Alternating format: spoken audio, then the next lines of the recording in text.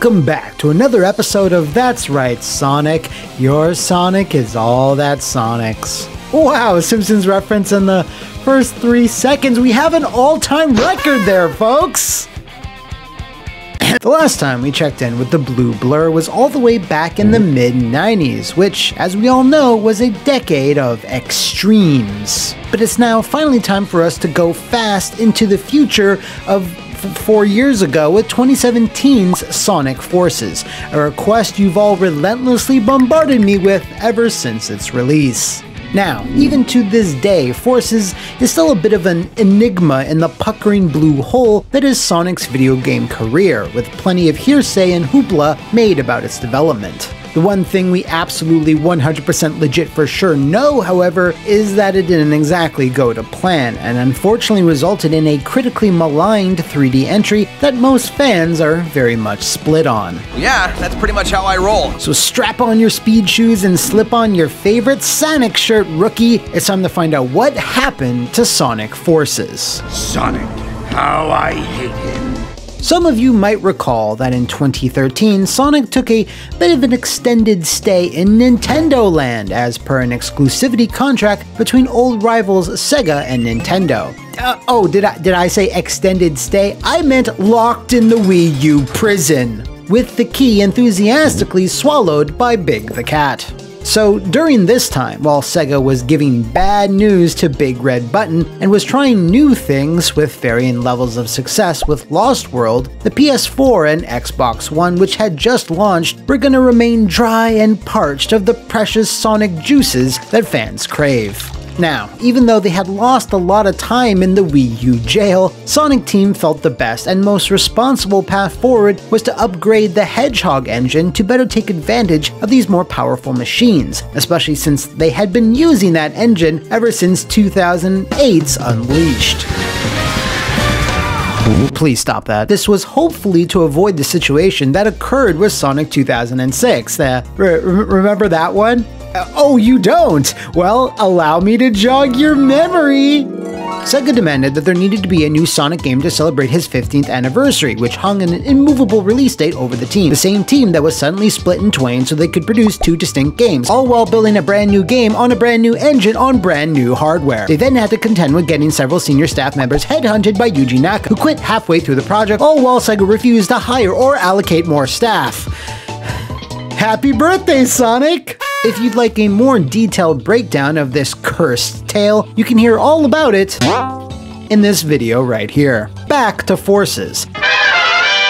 Now, Sonic Team is sorta known for course correcting every time they do anything, really, and after combing through fan opinion, they felt there was general apathy and burnout on the more whimsical, happy-go-lucky natures of Colors and Lost World, and a fervent desire to return to the grittier, more cinematic storylines of Sonic 2006, and thus started to brainstorm what engine-wide improvements would work best to support that. The planning phase of the engine overhaul reportedly took time, a lot of time, ranging from a few months to a full year by some reports. It then took the technology and programming teams a good long while to put these plans into practice, which have again ranged from 1 to 2 years, but that's never been 100% confirmed. Now, that didn't mean the art, concept, and story teams were sitting with their gloved fingers up their butts. No, they were kicking around numerous ideas, trying to hone in on one that made the most sense for the franchise's future trajectory. And to be fair to them, there were a lot of potential places to take the IP, make a full-on continuation of a previous entry, reboot it from the ground up, do a prequel. Everybody loves prequels. Or just forge on ahead with another self-contained adventure that didn't necessarily connect to past games. Now, I think we can all agree this feels like a much more sound and forward-thinking plan, but of course, it came with its own problems and pitfalls that wouldn't be felt until much later. Because, quite frankly, it seems like it was this design phase, which was the wonky bolt in the machine, that sent stuff just slightly off the rails. Sonic Team spent a while trying to figure out what fans wanted, and eventually settled on a standalone adventure that suddenly had Eggman conquering 99% of the world, and a decent chunk of space to boot. The Sonic Team big boss, Takeshi Iizuka, laid out in an interview with Nintendo UK on who they were aiming to please with this new game. During development, we decided to target current Sonic fans and also casual gamers. However, in the Sonic fanbase, there are also those who started playing Sonic during the Mega Drive era. So we wanted to create a Sonic game that could also appeal to those old school Mega Drive players, and that's the reason why we created Sonic Mania. But we suspect there may also be many fans who enjoy playing both games, so for 2017 our aim is to please the entire Sonic fanbase. Now, he says we created Sonic Mania, which isn't exactly accurate, as that was developed by fan modder Christian Whitehead, as well as other staff members from independent studios Headcanon and Pagoda West Games. Now, again, deciding to cater to a completely separate demographic with a completely separate 2D title was without a doubt the better choice than trying to make a catch-all 3D game to try to appeal to every Sonic fan on Earth. Now, that sorta worked with Generations, but Iizuka, Nakamura, and the rest of Sonic Team didn't want to create a direct sequel to that, as it was meant to be more of a one-off concept to coincide with Sonic's 20th anniversary, despite them, randomly throwing in bits of Generations anyway. It's been generations since I've seen you. You okay? So with the scenario and tone mostly settled on, what would be the gameplay hook? Well, it was apparently one that was another big fan request, and they were going to lean into it. And when I say lean into, I mean revolve the entire game around. Iizuka once again explains how this came to be.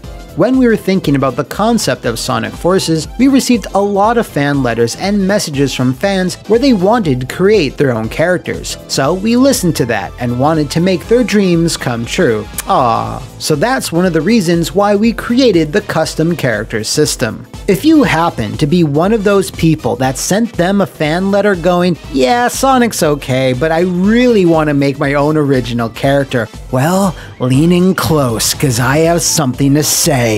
Good for you, I hope you're living your best life. So yeah, most of the adventure was going to task players with controlling their very own /69, the depressed Prego Edgewolf, who's referred to as the Rookie by the rest of the cast, and is an animal of few words.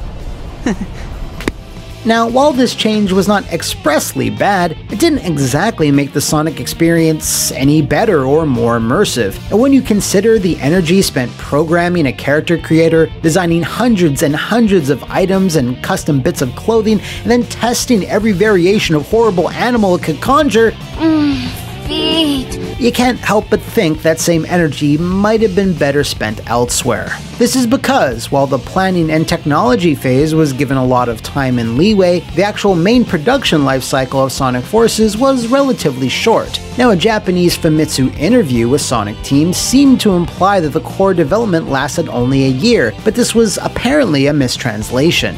The truth is that while the main development wasn't a scant 12 months, it probably wasn't all that much longer either. This is quite evident in a lot of areas of the game, from the main campaign being one of, if not the shortest 3D Sonic ever, clocking in at just 4 hours, but also due to a litany of cut content, story sequences, and dialogue that never made it into the final game. We know this because Sonic Forces' Japanese script was leaked onto the vile nightmare landscape that is the internet in 2016, more than a year before its ship date. This early script was called by its original title of Sonic Wars, a change that was most likely done because saying the word wars in the title of a kid's game equals bad. Nintendo does what Seg don't. The main story was, by and large, the same thing that players wound up experiencing the next year, although there were still numerous minor and even a few major differences between what was planned and what was completed. The script had a more coherent flow and narrative, clarifying several events, character appearances, and key plot points that were left unfinished or unexplained in the final version. For example, classic Sonic appears and then vanishes for no reason in the final game, whereas in the early script implies he's secretly a Phantom Ruby construct. Right, that makes sense, I think. Infinite, the new villain, is made even more threatening and intense, beating the crap out of Sonic in an extended scene, while Mephiles, yes that Mephiles, was originally planned to appear in the final battle. In general, this draft was a good deal darker, more serious, and had even more implied violence, going so far as to have Eggman planning to have Sonic executed early on. But in the final game, he's vaguely going to be banished to space. This smacks of Sonic Team pushing hard, maybe too hard in one direction, only to get cold feet and to start cutting scenes and changing lines at the 11th hour.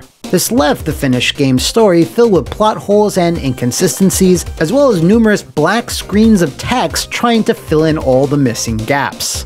Many of these issues were pointed out by Aaron Weber, Director of Strategy and Communications at Sega of Japan. In that same leaked script, you can see his comments attributed by AAW pointing out many of the script's flaws, some of which did get changed, but the vast majority remained ignored. We move forward with the plan. Of course! Tails defeats Eggman alone in SA1. Why is he suddenly so weak here? Is it just dramatic effect? Tails and Co. just let Sonic get captured? Big loophole here. Wait, what? Silver? Why is he here? Let's not call them the rookie buddy. Sounds childish. Why doesn't Tails remember the events of Generations? The line, "We're going in hard and fast," will be the most played line from the game on YouTube out of context videos.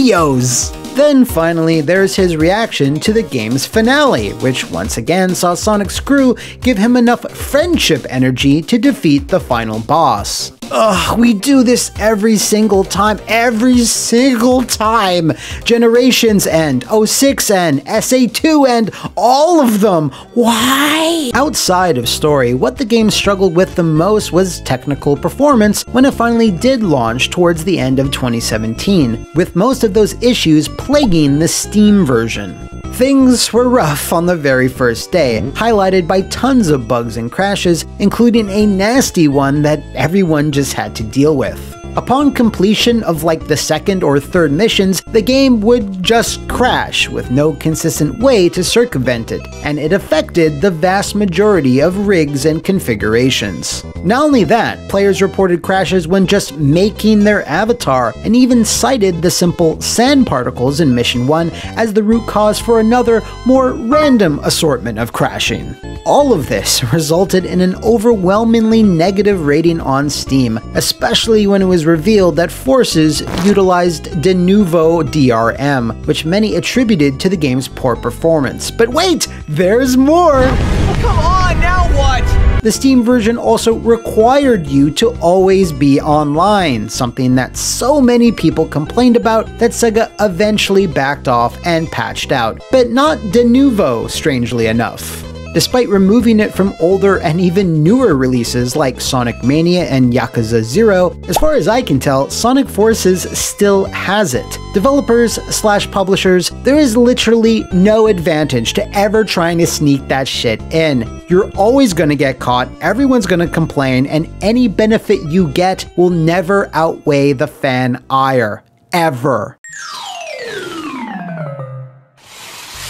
Oof, and while things were better on console, it wasn't that much better. Due to the game's incredibly short playtime, underbaked narrative, various technical shortcomings, and lack of anything truly new or exciting about its gameplay, Forces wound up being the lowest reviewed Sonic Team title since The Black Knight or 2006? This was contrasted sharply by the stellar reviews and fan reception to Sonic Mania, which released just a few months earlier. Now, while it's nice fans of the Blue Blur had something to rally around in 2017, it also made Forces look even worse by comparison. Sales-wise, however, it seems things are more positive. While Sega has never officially provided hard numbers, Forces has been estimated to have at least cleared 1 million copies or more since its launch, with the Switch version being far and away the most popular. All of this was certainly a learning experience, and I know I say that at the end of every Sonic video, but I really mean it this time. The reception to Forces was enough for Sonic Team to take a good, long look at how best to approach the next game, whatever it winds up being called. Oh wait, it's actually going to be called Frontiers. With Iizuka saying, "I really hope that this new title releasing in 2022 lays the foundation for the following future Sonic titles, much like how Sonic Adventure laid the foundation for 20 years of Sonic titles after its release." Moreover, Aaron Webber gave his take on what modern Sonic development needs to do in order to succeed going forward. A lot of people are asking, when are we going to see a new game trailer, a new anything? This is the million-dollar question. This is a case where, if you've seen this change happen, back in the day it used to be like every year it was a new Sonic game. As a result of that, there were a number of times when, because of that rush production schedule, quality of the games wouldn't be where they really needed to be. And so a few years ago we actually said that's gonna change going forward. We're gonna put more time into things, so that's gonna mean you're gonna have to wait longer between trailers and announcements, and that's kind of annoying because you just really want news. We're really excited for what's to come, but we can't really say anything right now. So, to sum it all up, while Sonic Team didn't have anything drastically go wrong with Forces, and it's not an inherently bad or broken game, well, not anymore, it's one of those 1,000 cuts style situations where a bunch of tiny problems resulted in a less than ideal experience that let down a lot of people in the end. Hopefully they'll stick to their word and strike a balance between design and technology, where they can focus on a clear goal with enough time to properly execute it, and even more hopefully, Frontiers will be that game. And if it's not, well, I guess we'll all be back here doing this same old song and dance in 2022. If you know of any other problem-bound games that roll around at the speed of sound, let me know in the comments below, over on my Twitter, or take a tornado ride over to the Flophouse VIP Patreon and become a big boss and nominate what I tackle in a future episode. See you next time, and thanks for watching!